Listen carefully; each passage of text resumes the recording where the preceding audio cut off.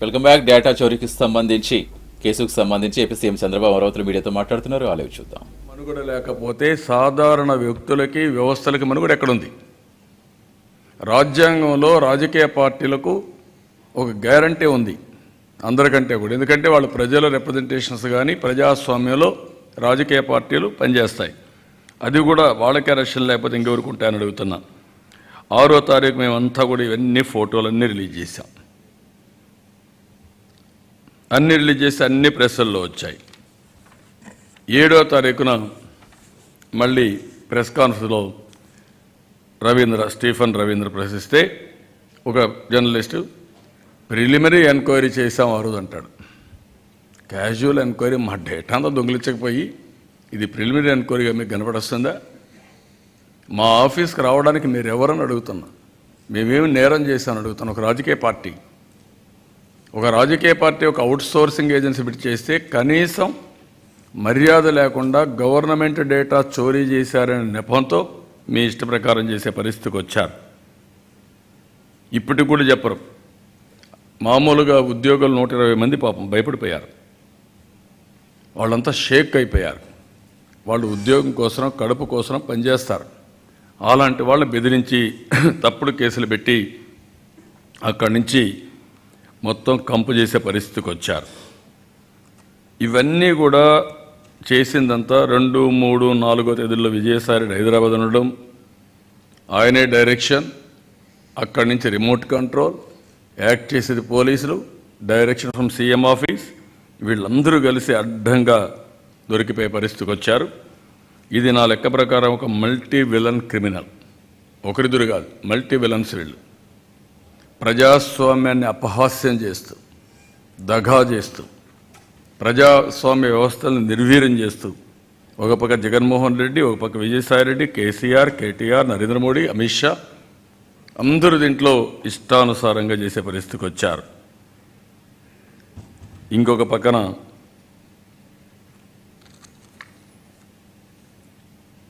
ఇంతవరకు మీరు చూస్తే హైదరాబాద్లో నేరం జరిగింది కానీ ఎక్కడ చేశారు కానీ అవన్నీ చెప్పకుండా ఇవన్నీ చేసే పరిస్థితికి వచ్చారు.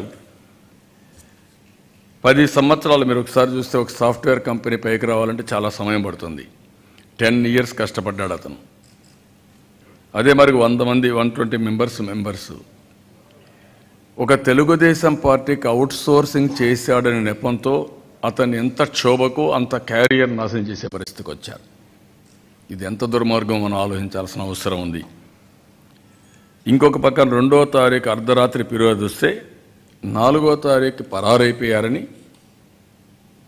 అక్కడి నుంచి మొదలుపెట్టారు. 3వ తారీఖు ఆదివారం, 4వ తారీఖు మనకు శివరాత్రి వీకెండ్. అయితే 24 గంటల్లో పరారైపోయాడు, మేము ఇష్ట ప్రకారం చేస్తున్నామని చెప్పి మాట్లాడే పరిస్థితికి వచ్చారు. నేను అడుగుతున్న తెల్ల కాగితాల పైన VROలతో ఏ విధంగా సంతకాలు పెట్టించుకున్నారు? అది కోర్టుకే సబ్మిట్ చేశారు. ఇది నేరం అయితే ఫస్ట్ తీసుకోవాల్సిన పోలీసుల పైన యాక్షన్, ఆ ప్రభుత్వం పైన యాక్షన్ తీసుకోవాలి ఇలాంటి తప్పుడు పనులు చేసిన దానికి. అంటే దీన్ని పెట్టుకొని ఇష్టానుసారంగా దొంగ రిపోర్టు తయారు చేయాలని చెప్పి ముందుకు పోయే పరిస్థితికి వచ్చారు. 19వ తారీఖున నేను అవన్నీ చూపిస్తాను మీకు. 19వ తారీఖున ఢిల్లీలో ఫిర్యాదు ఇచ్చినప్పుడు నేను మీకు అవి కూడా ఇచ్చాను. వీళ్ళ లెటరు, ఆ లెటర్ కిందన వీళ్ళు పెట్టినటువంటి టాకింగ్ పాయింట్స్, ఎలక్షన్ కమిషన్కి వీళ్ళు ఇచ్చిన లెటర్ మీరు చూస్తే ఆయన ఎలక్షన్ కమిషనర్ 22/2 కిందికి పంపిస్తూ given by hand by mister Reddy, please put up for obtaining comments from ER director and IT division అని రాసి కిందికి పంపించాడు. దీంట్లో ఇవన్నీ రాశారు, మీరు చెప్పినట్టు రాసి దానికి ఎన్క్లోజర్ కంటిన్యూషన్ 28 పేజ్. ఇందులో ఏంటి? Sevamitra, talking points on Sevamitra, role players, Nara Lokesh, IT grid, blue frog, modus of operandi, government of UIDA, real time governance, software companies, ఇవన్నీ offence involved, conspiracy to steal misappropriation data, violation of guidelines of the Supreme Court in Aadhaar judgment, violation of privacy clause, plan of action, getting an FIR registered and seizure of stolen data, location of servers as to be traced, seizure of cell phone, email communication between Director of IT Grid, Blue Frog, and the state government ministers and officials, disabled Seva Mitra application, identify the Seva Mitra top-level organizers enrolled in the application, seek CBI investigation through court, expose the illegality to national media, address letters to CEO,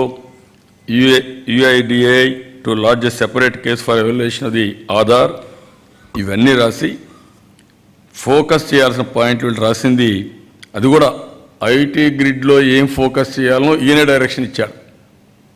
ఎంత too much అనేది. Establish that it has the database of Aadhaar, election commissions data, colour photographs అది data, various benefits obtained by voters from government schemes. Establish that they created software to collect all these different sets of data. Establish location of servers from where Seva Mitra application is being operated and seize the databases. Immobilize the application if the legal acts in point number 1 and above are identified. Establish that there is preparation of a list of voters who have to be struck off from the rolls of the voters list.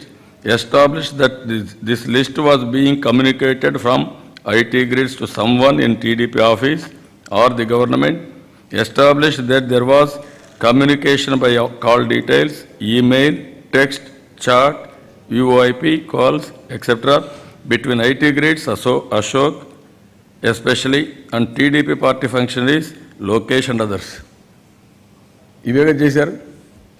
నేను అడుగుతాను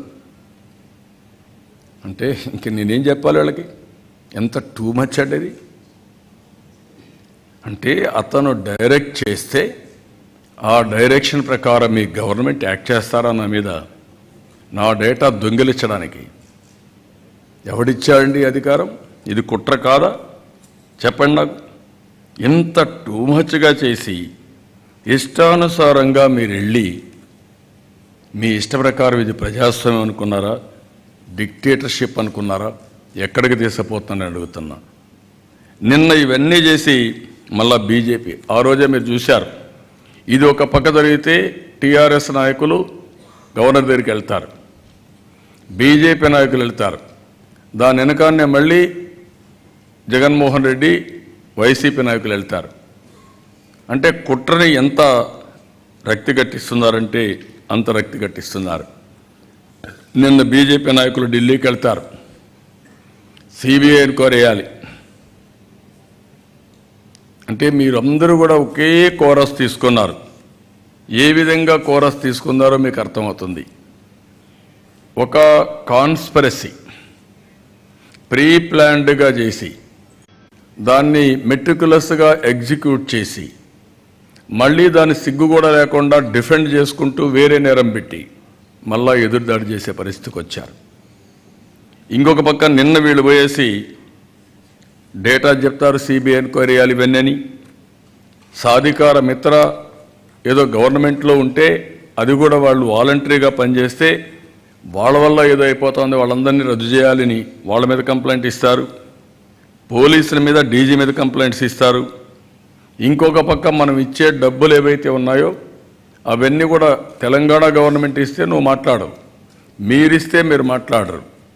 మేము ఈరోజు ప్రజలకు ఏదైనా కానీ commit అయ్యి ఎప్పటి నుంచో పోయే డబ్బులకి అడ్డం పడడానికి ఇదొక పెద్ద ఫ్రాడ్ కింద. There is a strong possibility that the bribes may be directly delivered to the bank accounts of voters on the eve of elections. We suspect that the information on banks' accounts has been leaked to the private companies working for the ruling TDP, in effect, bribe transfers ahead of elections. This high-tech direct bribe transfer can completely vitiate the election process and alter the poll dynamics.